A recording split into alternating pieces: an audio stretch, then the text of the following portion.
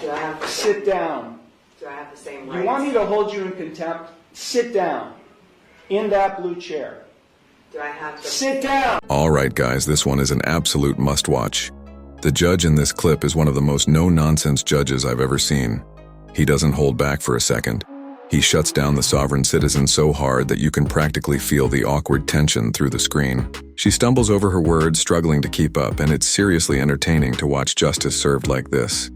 Also, a huge shout out to old Squishy Gardner for finding this gem of a clip. Let me know what you guys think. Are sovereign citizens just funny? Or do they actually make your blood boil? For me, it's kind of a mix. But let's go ahead and dive right into this heated clip. Ma'am. I'm sorry. I'm just trying to get my stuff situated so it's ready here.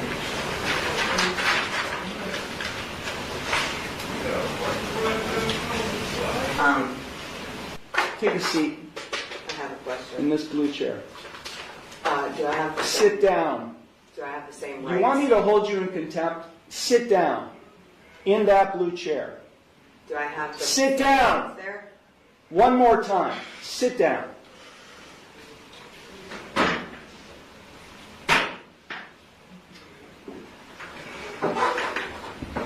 Now you'll answer my questions. Got it? Did you understand all of the rights and plea options that I explained to you? No, I do not understand. Okay. Then I will enter no plea to the charges I object. filed against you. Well, let me just explain to you. You are charged, and I do have a signature on the citation which shows you've been served. You are charged with one count of no operator's license, a minor misdemeanor subject to a maximum fine of $150 plus court costs. You also are charged with one count of expired plates, also a minor misdemeanor subject to a maximum fine of $150 in court costs. I will enter no plea to these charges against you. You already have a pending. You already have a pending. I object. What do you object, Ms. Ma'am? Because I did not enter that plea. Okay, so you tell me how you would like to plead: guilty, not guilty, or no contest. I'm not. First, I have to correct the standing, which is I am not the ens legis non begetter. I am the authorized agent to the decedent estate. I am coming in here as the settler, and I want to settle this case. I have sent in a paper that is my declaration and affidavit of what I want to do, which is to settle the case. I am willing to surrender the person to the court for mutual consideration. I do not want to continue doing this.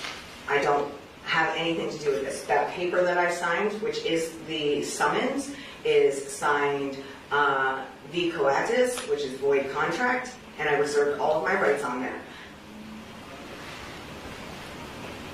So, is the court willing to give me mutual consideration today or not? I will enter no plea on your behalf to these charges. I've given you 3 plea options to plead. No, I do not recognize anyone in this court. Okay, well, I don't recognize you or the bailiff or anybody else in this court. I do not understand. I will set this case for a bench trial, and we'll get this set. I have the right to a trial by jury. Okay, no you don't, not in this case. Yes. Now these are not jailable offenses, ma'am. You don't have a right to a trial by jury in this case. You already have a jury trial scheduled in another case, but then because you're facing jail time in that case. But in this case, you're not facing jail time, only a fine and court costs. Anything that is above $25 in a court of law has the right to a jury by trial, which is involuntary. Can't be violated, basically, is what it means. So, I have the right to a jury by trial. Alright, so the sovereign citizen is claiming she has a right to a jury trial, but let me break this down for you guys. The 6th Amendment guarantees the right to a jury trial in criminal cases. But as the judge just pointed out, that only applies when there's a possibility of jail time. Since this case is civil, involving no driver's license and invalid plates, it's a non-jailable offense. So legally, a jury trial isn't even an option. Honestly, she should have just gotten a lawyer. At the end of the day, she's only facing fines. There's no jail time involved at all. But what do you guys think? Is the judge being fair to her, or is he being too harsh? Let me know in the comments. Now let's get back to it. Of my peers. No, you don't. Yeah. We're going to set it for trial, and you're going to go to the clerk's window, and they'll give you a trial date. Okay? So, Then I'm just going to surrender the person to the court because I'm not coming back. I don't know what that means. You do know what that means. I don't know what that means. I am not the ens legis non de guerre. I told you I that. don't know what that means either, ma'am. I've been practicing law for 36 years, and what you've just said to me has no meaning to me whatsoever. So, Well, great. yeah. So Ma'am, if you don't leave the courtroom, and if you don't go to the clerk's window to get a trial date, I'll have you arrested and hold you in contempt of court. With what contract? There is no contract. I know You're looking at the contract. You're looking at the one who's going to be able to, has the authority to be able to put you in jail and I'll hold you in contempt. So let me say it one last time because we have other cases to handle today. If you don't leave the courtroom and go to the clerk's window and get a trial date, which is what I'm scheduling in this case, I will hold you in contempt of court and I'll have you arrested. So, contempt of court for what? What contempt? For not doing what I'm telling you to do, which is to go to the clerk's window and to get a trial date.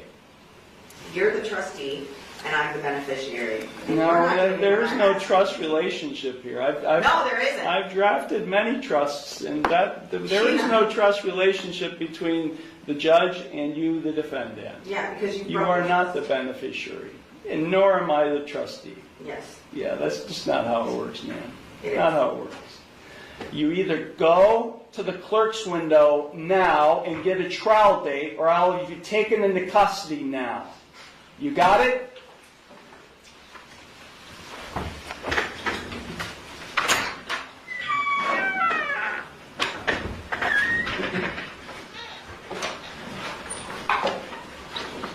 Is this your phone?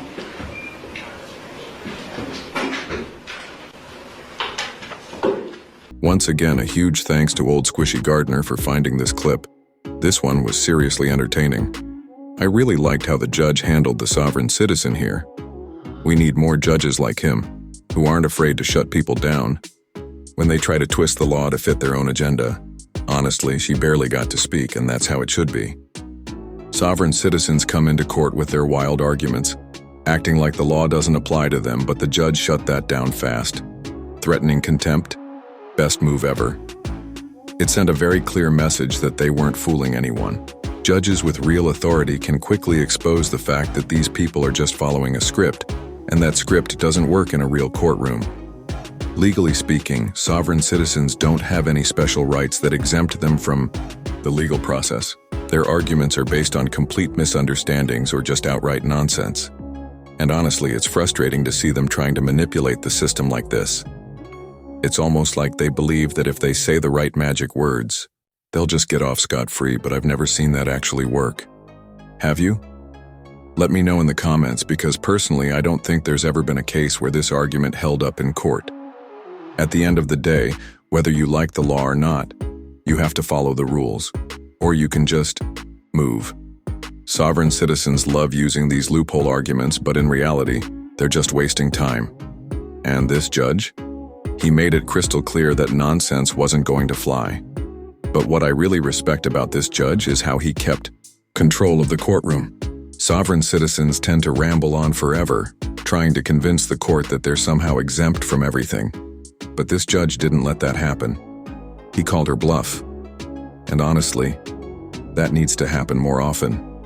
Too many times, you see a soft judge letting a sovereign citizen talk over them, and suddenly it's like the judge has no power in the room. It's weird, and I don't understand why more judges don't just fight back and immediately threaten contempt. So, what do you guys think about sovereign citizens?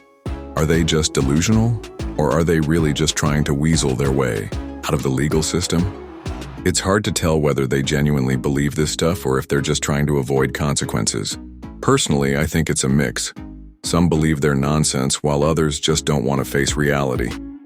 Either way, it's always a mess. If you guys enjoyed this video and want to see more content like this, don't forget to hit that like button and subscribe, and let me know your thoughts in the comments. What do you think of the judge's approach? Could there have been a better way to handle this, or did he absolutely nail it? Thanks so much for watching. Take care. Guys,